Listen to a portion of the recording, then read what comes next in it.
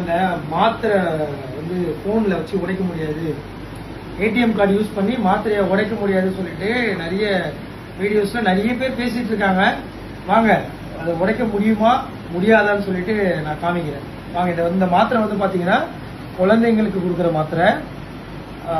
Loose motion, vomiting அந்த மாதிரி ஆச்சுன்னா குழந்தைங்களுக்கு கொடுக்குற மாத்திரை. சரிங்களா? மாத்திரை நான் இன்னும் ஓப்பன் பண்ணல, பாருங்க ஓப்பன் பண்றேன்.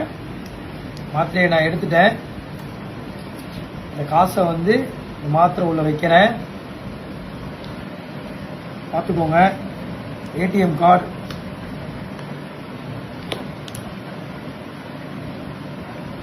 சரிங்களா? அவ்வளவுதான். உடையதா இல்லையான்னு நீங்களே பாருங்க.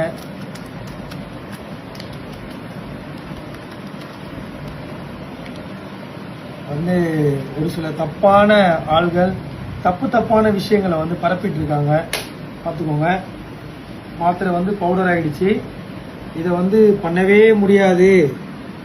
நம்ம கையில என்ன இருக்கோ அதை வந்து ஒரு சில விஷயங்களுக்கு நம்ம பயன்படுத்த முடியும். அதை பயன்படுத்த தெரியாதவங்க தப்பான கண்ணோட்டத்தில் அதை பார்த்துட்டு இதை தப்பா வெளியே பரப்புறாங்க.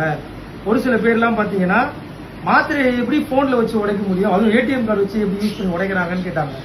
பாருங்க, பிளாஸ்டிக் கார்டு தான், சரிங்களா? ஏடிஎம் கார்டு தான், சரிங்களா? நான் பாருங்க பவுடர் ஆயிடுச்சா மாத்திரை கண்ணு முன்னாடி தான் பண்ணியிருக்கோம்.